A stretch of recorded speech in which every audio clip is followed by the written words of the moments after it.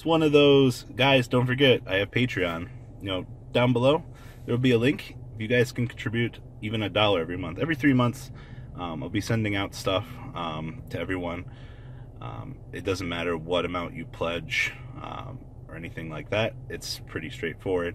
And as I said, we do sign stuff. I did dice and sign cards for the last block. And, you know, you guys are the ones contributing to this channel. You know, the 1% that actually cares on Patreon. So we have a purple shirt now.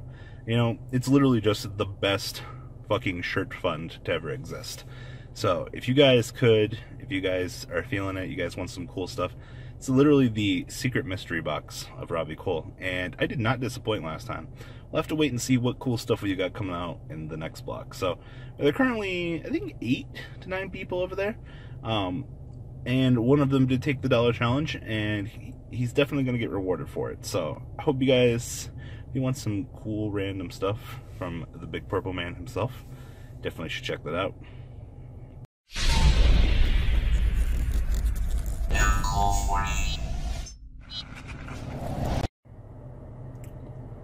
So we're going to talk about Zoo is Dead. Okay, so there's an entire hierarchy of things to discuss. Once Zoo is naturally removed from the equation. And I don't think a lot of people kind of just take time to realize that there are other problem decks that exist. And, okay, so say we get a ban list tomorrow. Zoo is checked. Now your next problem deck is Masterpiece. And I've said this a million times over. There are a few people are like, oh, Masterpiece is going to get hit. I don't know what you are smoking, but I want some of that shit. Masterpiece and Zoo, as of making this video, are linked. They are both... they're both powerhouses. Now, granted, Zoo has way more going for it than it did in the OCG at the point of their first link format. I mean, we still have Barrage and Dryden running around. You know, the combo extenders we can make are way more amazing, but Masterpiece cannot be left unchecked. I don't think anyone wants to see a format where True Draco is indefinitely the best deck, with Dinosaurs being a close second, with whatever the hell Alistair and company is doing in the background. So, unfortunately, if Zoo gets destroyed on the next list, preemptively, Masterpiece has to get checked as well. And I know a lot of you guys are going to hate me for saying that, but I think that's the reality of the situation. So, once we check Zoo and either make Zoo a little bit less of an engine, make it a little bit more like the OCG did. Now, granted, don't make it exactly that powerful. If we check Broad Bull to 1, clean up the mess that is the rest of the deck, maybe the deck will somehow function. But with the way that the TCG goes on setting their lasers on destroy that asshole, then it's not walking away. So, True Draco, Masterpiece, Card of Demise, and the Field Spell are probably going to be your primary targets. Now, True Draco's got enough going for it that the deck will evolve. Now, I don't know how much you guys watch OCG Thursdays, but predominantly, the way that the deck has evolved, it's playing Wind Witches now. And, I mean, Wind Witch Draco actually kind of scares me. I think I've seen Alistair Draco too, but I think the Wind Witch variant is the one that we see more of. But having a Crystal Wing and a Masterpiece on the field is pretty good. And it's also not like we can't tutor for Masterpiece at any stage in the game. It's just having to out one Masterpiece, one of these fuckers, instead of 3. It's way more doable.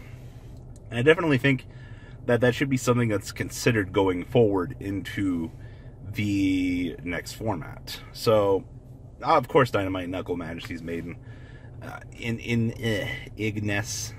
Definitely, the deck has one hell of a fucking strong toolbox. So, I mean, there's no reason for it not to exist. I'm just talking about making things much more even going forward. So, Wind Witches. They are literally probably the most tutorable engine in the game, next to Alistair, which is playing Spellbook of Knowledge, I think it's called now, with Spellbook of Ruda in Japan. And then you have your combination with Draco. So in some way, shape, or form, you will see Wind Witches, just because they can make Crystal Wing that can't be destroyed, just sitting there smiling at their opponent going, hi, from all the way on the other side of the extra deck monster zone. And of course, you know, Alistair being able to make Makabas, just being able to spam that one extra deck monster a turn is a lot better than I had originally really thought. And I've said this before, you know, for weeks I was saying you guys should pick up your invocations and Makabas. I'm glad a lot of you guys didn't listen. To the few of you guys that did listen, you got rewarded massively. I appreciate you guys. You guys are truly awesome. So, what else? What else is going on over here? Dino-Rars. Oh my god, dinosaurs. I fucking hate dinosaurs. That X needs to go extinct already. Get it? Puns. So, I originally had warned people to pick up Skullmeisters. Yeah, I know Skullmeister's getting the reprint. That's fine. But you don't get that till the end of September. And if you're planning on playing Yu-Gi-Oh! Any point in time between now and then, you know, you need to be aware of what dinosaurs are going to do to you. Baby Sarasaurus is not a very fun card. You know, Petrodon. Being able to just have so many of those in your deck is really ridiculous. The really cool thing is, if you check Diagram, then you also check dinosaurs, which definitely slows down the metagame a lot, and that's something really great. And, you know, of course there's World Chalice, but World Chalice's domination is going to probably depend on where Max C's sitting on the list. Yes, I get they can special summon 10 plus times. Yes, I get they're a very fragile combo deck.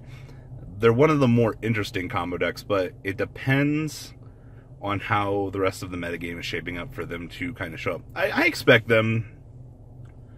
I'm at least hoping that World Chalice can get 1 to 2 regional wins coming into the new block. I think that would be extremely cool, and it would do a lot for the TCG metagame to see that. You know, Gozukis aren't going to do anything. And then, of course, there is the super hidden underneath the rug deck that everyone's afraid of, whatever the hell they are. Trickstars, whatever the hell their official TCG name is. So, Tricksters, they're the LOL, I'm going to burn you from hell. And they're one of the official decks that will be sporting off Scapegoats. Now, we'll finish talking about that in a minute. I gotta talk about Gofu really quick. Gofu's gonna be one of those cards that, if it goes at 3, it will see some sort of play. Now, the OCG had Gofu at, what was it? 1 at the beginning of their format? A lot of rogue decks were playing it, but you have to understand that you're dedicating a Link Spider, a Proxy Dragon, and probably a Decode Talker to that. That's 3 extra deck spots. Now, if your deck does not rely on extra deck, you are absolutely fine. That's spec-fucking-tacular.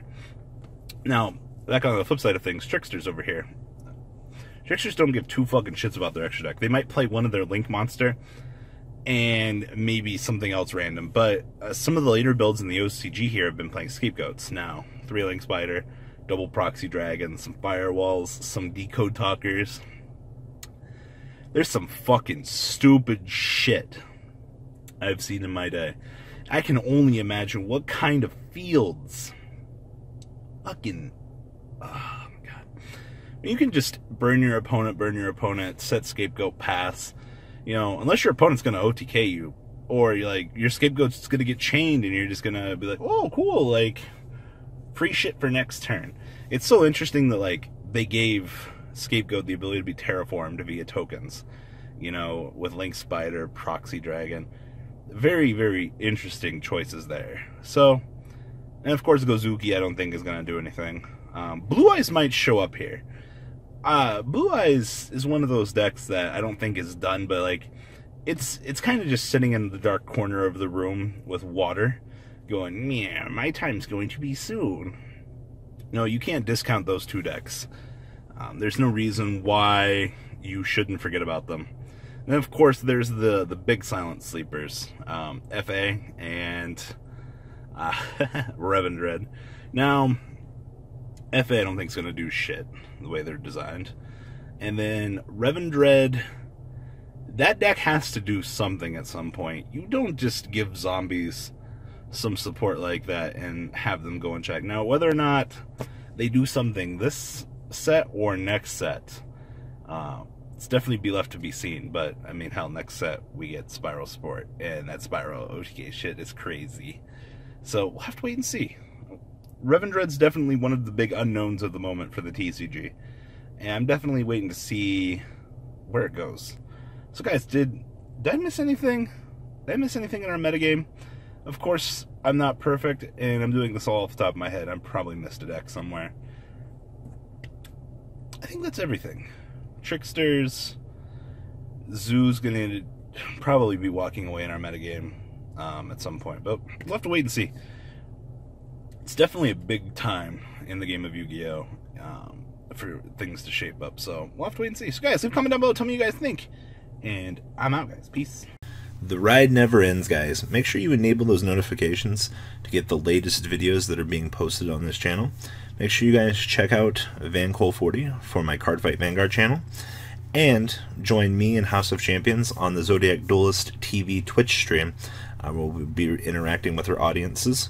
And please check out No Limit Gaming and LGTCG.com for the cheapest trading cards on the market. Thanks for watching, guys, and please have a good day.